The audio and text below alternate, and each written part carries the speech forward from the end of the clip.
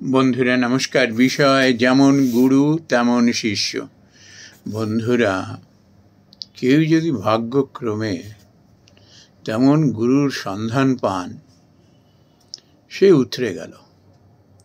আবার গুরু যদি তেমন শিষ্যের সন্ধান পান, সেও মনে মনে খুব তৃপ্তি লাভ করেন। বন্ধুরা, এমন গুরু শিষ্যর উল্লেখ পাই আমরা কোথায় জানেন? প্রকৃষ্ট প্রমাণ কোথায় পাই? এক শ্রীমদ্ ভগবদ গীতায় শ্রীকৃষ্ণ এবং অর্জুন, আর শ্রী রামকৃষ্ণ ও বিবেকানন্দ। বন্ধুরা, কেন বলছি যে আমরা অধিকাংশ মানুষ যতই বিদ্যা লাভ করি না কেন, যতই শিক্ষা লাভ করি না কেন, ওটি কিন্তু থাকলেই আমরা নিশ্চিত করে বলতে পারি না যে আমরা জীবনে প্রকৃত জ্ঞানের অধিকারী হব। অর্থাৎ কিনা জীবনের মায়া মোহ ত্যাগ করে প্রবল শক্তির অধিকারী হব, প্রকৃত জ্ঞানের অধিকারী হব, স্বাবলম্বী হয়ে উঠব এবং যত রকমের মানবিক গুণাবলী আছে সেগুলো অর্জন করব। এটি কিন্তু বিদ্যার্জনের নিরিখে হয় না বন্ধুরা। যদি তাই হতো তাহলে নরেন স্বামী বিবেকানন্দ কেন ওইভাবে শ্রী রামকৃষ্ণের কাছে ছুটে গিয়েছিলেন, তাকে কেন আশ্রয় করেছিলেন? আবার ওদিকে অর্জুন ভগবান শ্রীকৃষ্ণকে। তো বন্ধুরা, এই জিনিসটা খুব পরিষ্কার হয়ে যাবে যে কিভাবে একজন মানুষ প্রকৃত গুরুর সন্ধান পেলে তার সান্নিধ্যে কিভাবে সে প্রকৃত সেই জ্ঞানের অধিকারী হয় এবং জীবনের মায়া মোহর ঊর্ধ্বে চলে যায়, পরম শান্তি লাভ করেন জীবনে। সেটি এখানে একটু উল্লেখ করা যাক। বন্ধুরা, শ্রীমদ্ ভগবদ গীতায় দেখবেন 18 নম্বর অধ্যায়ে যদি আমরা যাই, সেখানে দেখব, আমরা জানি যে ওই জ্ঞাতি গোষ্ঠীর সঙ্গে লড়াই করা, রক্তপাত করা, অর্জুনের মতো এরকম ক্ষত্রিয় বীর শুধু তো নয়, হৃদয়বান মানুষ, গুরুজনদের উপরে যার অগাধ ভক্তি শ্রদ্ধা, তার পক্ষে যে কি কঠিন হতে পারে যে তাদের বিরুদ্ধে অস্ত্র ধারণ করা, হোক না সেই ধর্ম সংস্থাপনের যুদ্ধ, কিন্তু তৈরি হওয়াটা ভীষণ কঠিন। সেটা আমরা দেখেছি 18টা অধ্যায়, সেই 700 শ্লোকের মধ্যে আমরা দেখেছি যে কিভাবে গুরু হিসাবে ভগবান শ্রীকৃষ্ণ অর্জুনকে তৈরি করেছিলেন। আসুন একটু দেখি। কচ্চিৎ এতৎ শ্রুতং পার্থ তৈক একাগ্রেণ চেতসা কচ্চিৎ জ্ঞান সম্মোহ প্রণষ্টস্তে ধনঞ্জয়। এরকম জিজ্ঞাসা করছেন, সমস্ত তাকে জ্ঞান দান করবার পরে এবার জিজ্ঞেস করছেন গুরু যে, হে পার্থ, একাগ্রেণ চেতসা, একাগ্র চিত্তে এতৎ শ্রুতং কচ্চিৎ, তুমি যা বললাম সেগুলো শুনেছ তো? এখানে একটি চরম কথা বলা আছে, একাগ্র চিত্তে শুনেছ তো? একাগ্র চিত্তে শুনেছ তো? একাগ্র হতে না পারলে কান্দি শুনো কান্দি বেরিয়ে চলে যায়। মস্তিষ্কেও এবং হৃদয় তৈরি হয় না, সেখানে প্রবেশ করে না, যতই মূল্যবান কথা হোক না কেন। এই জন্য বলছেন একাগ্রেণ চেতসা এতৎ শ্রুতং ক্বচিৎ। মন দিয়ে শুনেছ তো যা বললাম?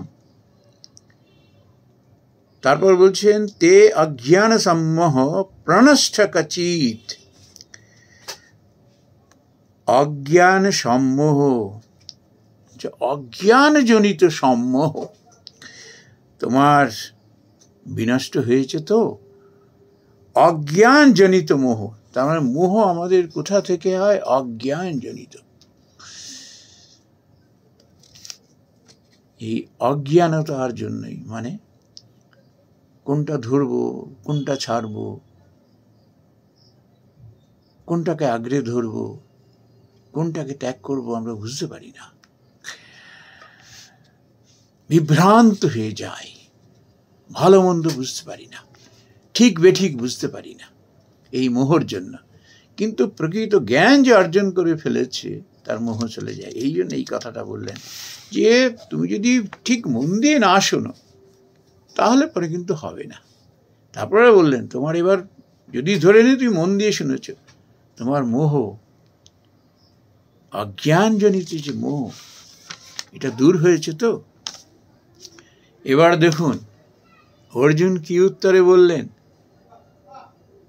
শিষ্য সেইভাবে তৈরি হয়েছে, তৈরি করে দিয়েছেন গুরু, তাই এই কথা বলতে পারছেন উইথ এক্সট্রিম কনফিডেন্ট। অর্জুন উবাচ নষ্ট মোহ স্মৃতিলব্ধা তৎ প্রসাদত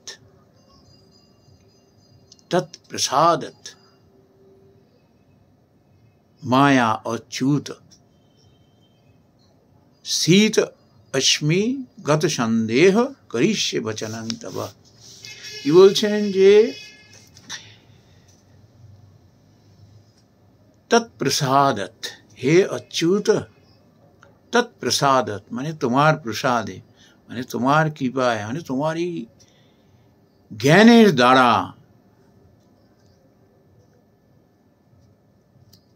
আমার মোহ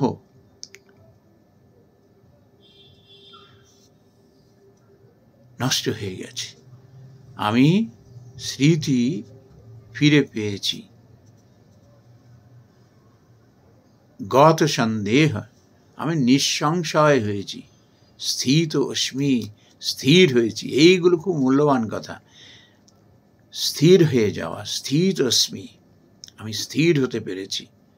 এতক্ষণ চঞ্চল ছিলাম আমি।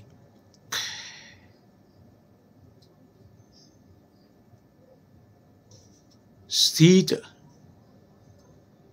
স্মৃতি, স্মৃতি মানে কর্তব্য, কর্তব্য জ্ঞান। ওই যে বললাম কি করা উচিত কি করা উচিত নয়, সেটা আমি বুঝতে পেরেছি। আমার সেই স্মৃতি ফিরে এসছে। মোহ নষ্ট হয়ে গেছে, তার মানে মোহ নষ্ট হয়ে গেছে, স্মৃতি ফিরে পেয়েছি, কর্তব্য জ্ঞান আমি সেটা লাভ করেছি। আর গত সন্দেহ, নিঃসংশয় হয়েছি। আর মনের মধ্যে কোনো সন্দেহ নেই যে তুমি যেটা বলছো সেটি ঠিক। ওই জন্য বলছেন তব বচন